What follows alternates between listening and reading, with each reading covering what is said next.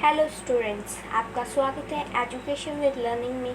मैं हूं पलक। मैं आपको पढ़ाने जा रही हूँ साइंस क्लास 7th की बुक, जिसका चैप्टर नंबर 6 है फिजिकल्स एंड केमिकल चेंजिंग। इसके मैं कीवर्ड्स आपसे डिस्कस करूँगी और कुछ हो सके तो मैं थोड़ी एक्सरसाइज भी आपसे कर लूँगी डिस्कस, अगर टाइम बचा तो अब हम क्या पढ़ रहे हैं इस चैप्टर में कि फिजिकल एंड केमिकल चेंजिंग हम इस चैप्टर में पढ़ेंगे।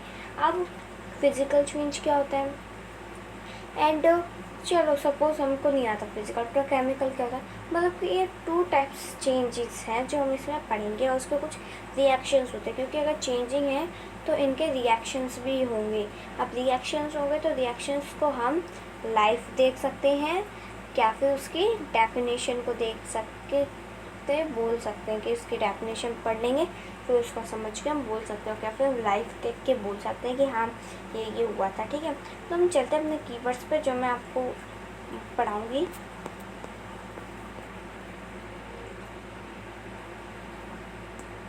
पेज नंबर 65 पे कीवर्ड्स। इसमें से बहुत सारे कीवर्ड्स एक ही पेज पे हैं। ये केमिकल चेंजिंग एक पेज पे है, केमिकल रिएक्शन एक पेज पे है, और यही अभी चलते हैं हम टॉप पे।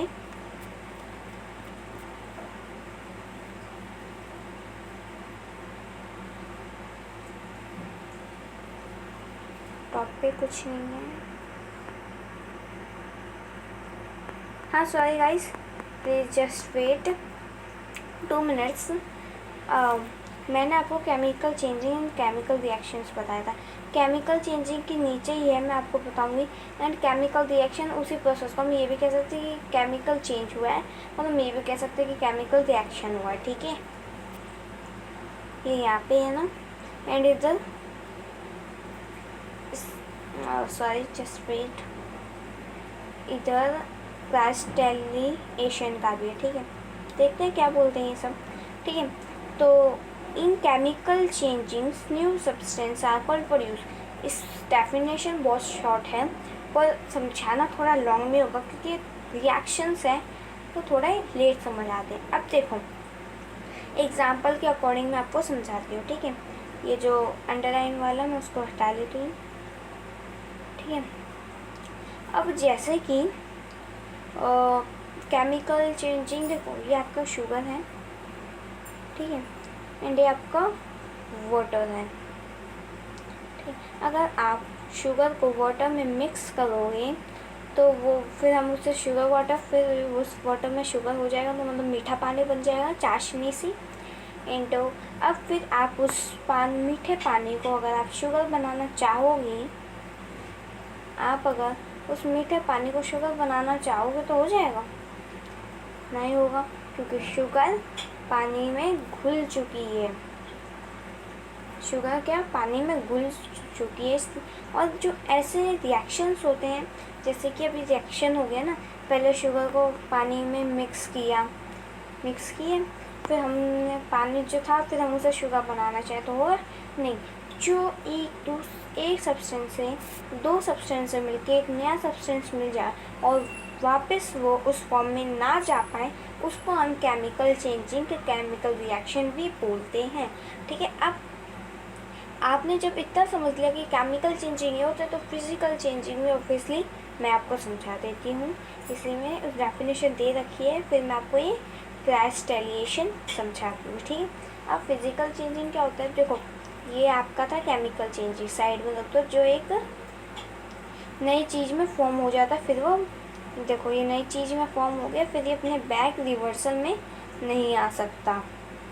और फिजिकल चेंजिंग में क्या होता है, अगर देखो मैं एग्जांपल भी दूंगी ना इसके, एग्जांपल में जैसे कि आइज़ ले लिया आपने, आइज़, ठीक है, अब आपको आइज़ से वाटर बनाया, आपने वाटर से आइज़ बनाया, फिर आपको आइज़ से वाटर बनाना हो जाएगा। ऐसे ही सब्सटेंस को हम फिजिकल चेंजिंग कह देते हैं, जो इसी प्रोसेस को हम फिजिकल चेंजिंग, फिजिकल रिएक्शन कहते हैं, जो वापस अपनी एक नई चीज़, एक नया फॉर्म बन जाए, फिर रिवर्सल हो जाए। देखा, ये पहले पानी से आइस बन गई, फिर आइस से वापस पानी बन जाएगा, है ना, क्योंकि देखो पानी को हमने फ्रीजिंग के लिए दिया तो बर्फ़ जम गई। अगर हम उसका उल्टा करें, मेल्टिंग पे रख दें, तो क्या हो जाएगा, पानी बन जाएगा। मैं आपको एक और चीज़ बता दूँ फिज़िकल चेंजिंग का, कि अगर फिज़िकल चेंजिंग तो मतलब कि जो वापस अपने फॉर्म में आ सकती है, पर क्या हो जाता है, उसका प्रोसेस अलग हो जाता है। प्रोसेस को ही हम क्या फिज़िकल चेंजिंग करते हैं, पर एक मेथड चेंज हो जाता है। क्या हो जाता है, अब देखो ये आइज़ हैं, सॉरी इरेज कर लेती हूँ, ये आइज़ है, सॉरी वाटर है, ये वाटर है, ये आइस है। अब वाटर आइस में चलेगी किसके अकॉर्डिंग, फ्रीजिंग के अकॉर्डिंग। अब हमको जब इसको वापस रिवर्सल, जब हमको उसका उल्टा करना है, सब काम हमको आइस में वाटर, आइस को वाटर में करना है, उल्टा करना है, क्योंकि पहले हमने वाटर को आइस में लिया, अब आइस को वाटर में लेना है। तो पहले प्रोसेस क्या चला था, फ्रीजिंग का। अब हम कौन सा प्रोसेस करेंगे, अब हम प्रोसेस करेंगे हीटिंग का। मैं एक और ड्राइंग बना दूँ, ये पानी था, ये आइस में गया, ये आइस लगा दो, ये वाटर लगा दो डब्ल्यू, ये फ्रीजिंग के अकॉर्डिंग गया, ठीक है। और अगर आइस को वाटर में होना है तो पता है किसके अकॉर्डिंग होगा, हीटिंग के अकॉर्डिंग। उल्टा हो गया। अब देखो, क्योंकि हमने उल्टा किया है सब, तो हमने प्रोसेस भी उल्टा किया। अब जैसे कि हमने पहले वाटर को आइस पे किया था तो फ्रीजिंग अपना है, अब आइस को वाटर में करना है तो फ्रीजिंग थोड़ी का अपनाएंगे, अब हम फ्रीजिंग का उल्टा क्या अपनाएंगे, हीटिंग, ठीक है। तो आ जाएगा, ठीक है। ये प्रोसेस आपको याद रखना है कि उसका उल्टा ही अपनाना है आपको। एंड हमारा क्रिस्टलीशन था, इसको मैं आपको समझाऊँ, थोड़ा ऊपर कर लेती हूँ।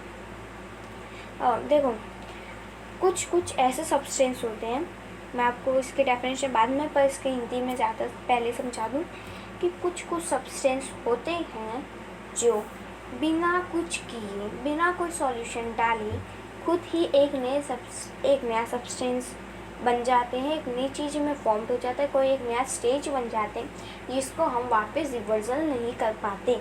अब देखो ये है ना, some substance can be obtain in a pure stage from their solution by crystal.